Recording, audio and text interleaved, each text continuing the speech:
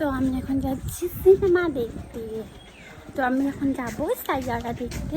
Actually আমার আর বোনের দুটো টিকিটই কাটা হয়েছিল, কিন্তু বোনের এসছে জ্বর, তো ও যেতে পারবে না। তাই আমি আমার একটা বন্ধুকে ফোন করে বলেছি যে তুই কি বাড়িতে আছিস, তো বাড়িতে থাকলে চল। তো আমরা দুজনই এখন যাচ্ছি, যেহেতু টিকিটটা কেটে ফেলেছি তো এখন তো যেতেই হবে, নাহলে টাকাটা ওয়েস্ট হবে, আর টাকা কেউ ওয়েস্ট করতে চায়।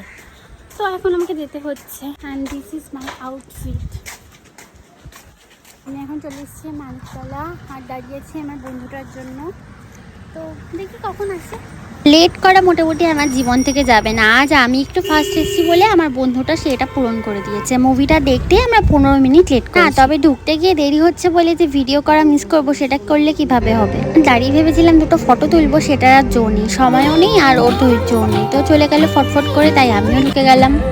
আর মুভিটা দেখে তোমাদের কেমন লাগলো জানি না, বাট আমি বড্ড ইমোশনাল পার্সন, তো আমার কাছে তো এটা খুবই ভালো লেগেছে আর ভীষণ কেঁদেওছি আমি। আর দুজন লিড ক্যারেক্টারই এত অসাধারণ পারফর্ম করেছে, এত ভালো লেগেছে কি আর বলবো। আর সংগুলো নিয়ে তো আলাদা করে বলার কিছুই নেই, আমি তো টোটালি মেসমারাইজড।